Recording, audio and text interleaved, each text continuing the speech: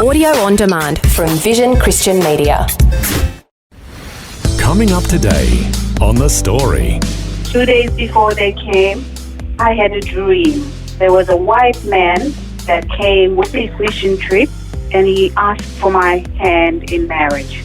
So the 2 days after that, I went to pick James up at the airport. And I looked at him and I said to God, "Oh no, not him."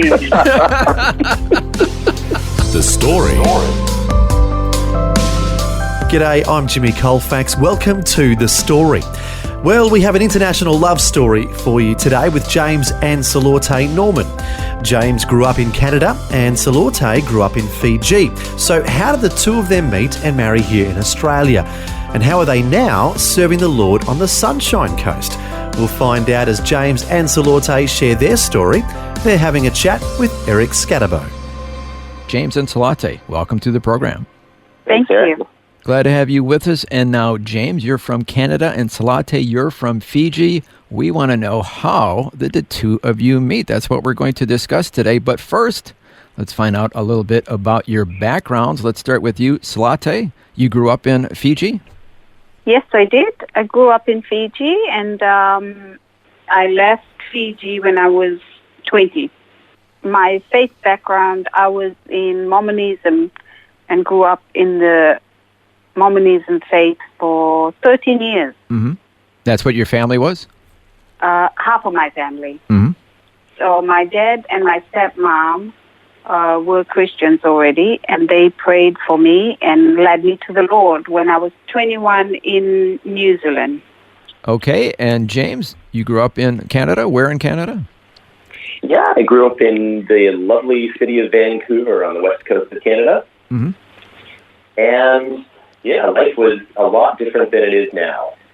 First 18 years of my life, I would have called myself an atheist. There is no God, and if he does exist, he's just a bully. My life was tough. I had a mom with a single mom with a mental illness. Never known my father. We lived in housing commission, and that's all I knew of life. So I believed, that all you do is be a tough kid, and that's it. But I met a girl when I was 18. Mm-hmm. I really liked her, and her parents said that if I was going to date her, I had to go to church with them. Mm. They were Christians, and they did this thing at their house called Alpha. Some of the listeners might have heard of Alpha. And I went through this Alpha course for 4 months with them, and I learned who that Jesus was. I learned that the Bible was something that I could actually understand. And in 4 months' time, God changed my life. He showed me hope, purpose, value of family, and changed my life from then on. Wow, so it sounds like you were really thirsty for wanting to know the truth. Very much so. Mm-hmm. Living in the environment that I didn't know what truth was until I saw it, and I pursued it with everything I had. And then also you said you didn't really have a father, so having a heavenly father, well, it's wonderful. Absolutely. Mm-hmm. And so then what happened in your life? Well, I decided that if I was going to be a Christian, I was going to be all in. Mm-hmm. And so I took every opportunity I could to get mentored by people. The senior pastor of our church, he took me under his wing and mentored me. My girlfriend's father really fathered me and taught me what it meant to be, a young man that wanted to follow Jesus. Mm-hmm. And through that journey, I developed a passion for missions. And in 2006, so I've just skipped over about 10 years. But in 2006, I moved to Australia to a little town called Townsville. Oh, yeah. And I went and did 6 months' work with Youth with a Mission. And why did you pick Australia? Oh, because I'd seen Crocodile Dundee and I always wanted to come here. That's not a knife. Come on, mate. What Canadian doesn't want to come to Australia? I knew it probably was something like that, but I just wanted to hear it from yourself. Oh, yeah, absolutely. So I was in Townsville Mm-hmm. and did my discipleship training school, and we did an outreach to this little place called Palm Island, Aboriginal community off the coast of Townsville. Mm-hmm. And while we were there, the Fijian family that was living there just happened to have this young lady named Salote. Oh. And she was nice, but I was busy. I was a missionary. That's what God had told me to do. So we were just friends. And Just kind of friends. a long story short. Yeah, we were just friends Mm-hmm. for 3 years, actually. So kind of long story short, DTS finished, and I was asked to go live on Palm Island Mm-hmm. to help out the pastor and his family there. And so while I was there, a team from a church in Newcastle came and did some work with us and saw me running like a shook with my head cut off and said, hey, we need a youth pastor. Think you're it. And I moved to Newcastle 6 months later. And so there's this lady, Salote, on Palm Island, and here's me in Newcastle, 2,000 kilometers south. And every year, I'd go back to Palm Island, and every year, Salote would be there. And the second year I went back, things changed. Oh, I was going to say, so you were just friends, and something obviously had to change. You're married now. Yeah, absolutely. What happened? What changed? I listened to God. Oh, that's good. That's good. So I'd gone back to Palm Island for a bit of a vacation. We'd done our missions trip. I was spending a week there. And I wake up the day after the missions trip, and I literally said to God, oh no, I think I like Salote. Oh, no? Oh no, I think I like Salote. Because I was a busy youth pastor, you know? I had stuff to do. I didn't have time for a woman. No time for... I think we need to have a long talk here. Oh, you just wait, Eric. Okay, I'm listening.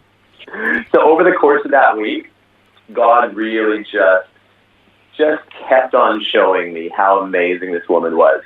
I bought her a birthday gift, and in Palm Island, that's a hard thing to do. Is that right? Found her favorite colored flowers and favorite chocolates, and Oh, wow. and through the course of the week, I really just started falling in love with her. But I didn't want to say anything because I lived 2,000 kilometers away.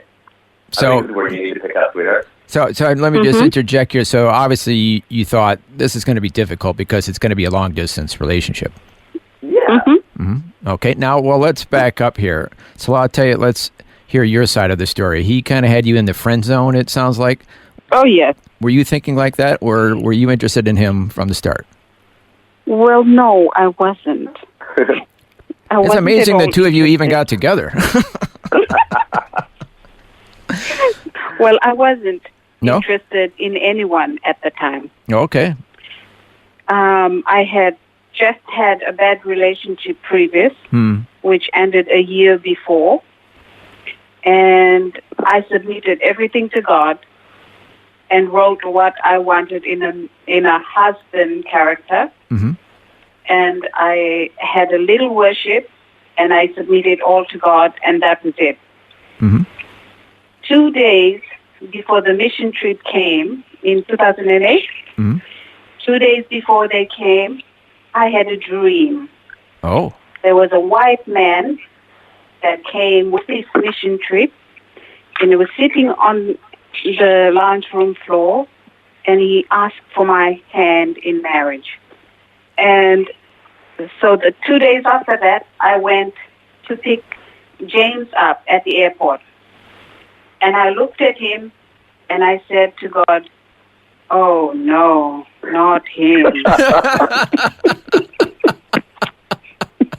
Because that was it.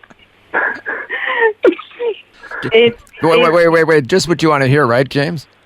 Yeah, exactly. I said, oh, no, not him. Uh-huh. Because I know him from previous mission trips and thought, surely God isn't sending him to me. Surely. This isn't starting off real good here, James. Oh, it gets better. Don't you worry. Okay. Well, I'm listening. So within that week, I asked him, how does God talk to you?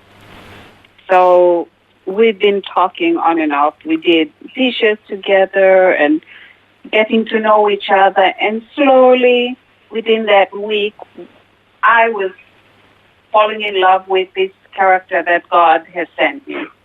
Oh, it started eventually. It did. The love Yes. began. Okay, that's wonderful. And, sweetheart, what is it that you were saying to God over the course of that week? Because I was going to leave for Newcastle on Monday, and it's getting towards Friday, Saturday, and I haven't said a thing to Salote. What did you say to God? God, I'm not telling him anything. If you told me what you told me, for sure you will tell him what he needs to know. And so here's me procrastinating, not wanting to deal with this because I'm so busy. And finally, on the Sunday night, I'm leaving in 8 hours. I got up the nerve, and I looked Salote in the face, and I literally said, I like you, think you like me, now what? So that was it. And that was it. That's pretty bold. Yeah. You're telling me. I mean, that could have backfired if things weren't the way they turned out. Oh, it absolutely could have. And from there, we basically stayed up all night just talking about, what we thought God wanted us to do with our lives and what we wanted from this relationship. Mm. And we got married not even a year later. Mm-hmm. We just knew.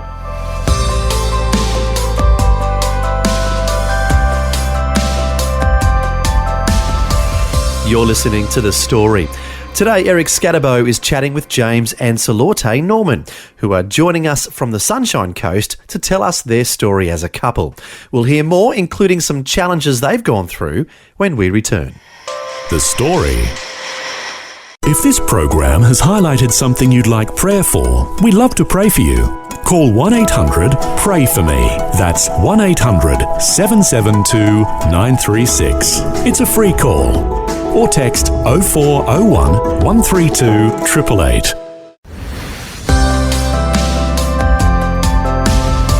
Hi, I'm Jimmy Colefax, and this is The Story. We're back with more of Eric Scatterbo chatting with James and Salote Norman, who are sharing their story as a couple. James was born and raised in Canada, and Salote grew up in Fiji, and we've been hearing how they met and married here in Australia.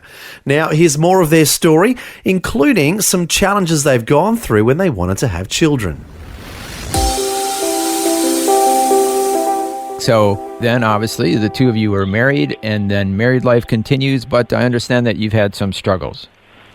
I think if we're honest, anyone who gets married has struggles. Mm-hmm. Yep. Life's full of struggles. Yeah. And we decided we're going to wait a year until we even start trying for kids. Mm-hmm. We want to, have a good partnership, and we want to know how to work together well.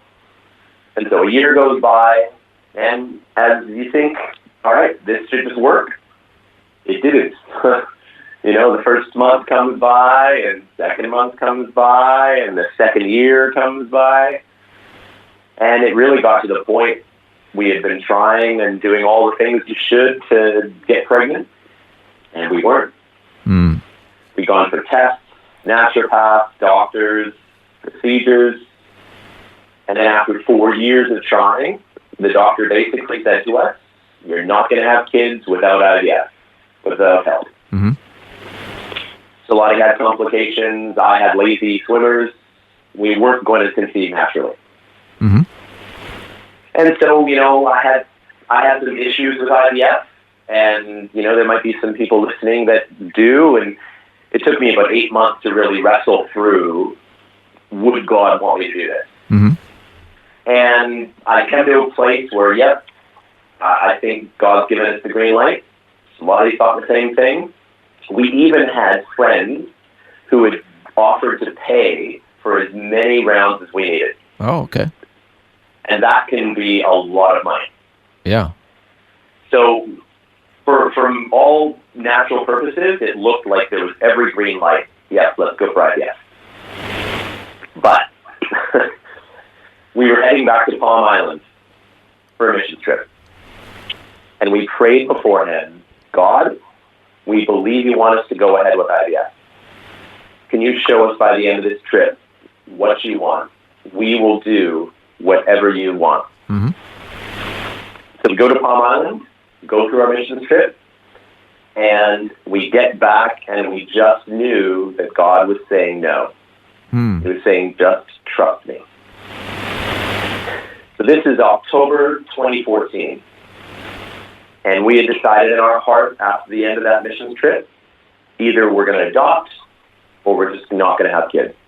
Mm-hmm. That's what we believed. Mm-hmm. 9-10 months later, Salote comes out of the bathroom and says, guess what? God's a miracle maker. Wow. We were pregnant with twins. Twins? Oh, wow. Yeah. But, the struggle didn't end there. We actually lost one of the twins.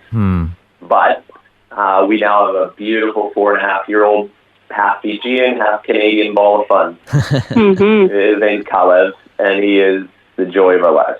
Wow, fantastic. Yeah. So, Salote, any advice you could share with our listeners after going on that journey?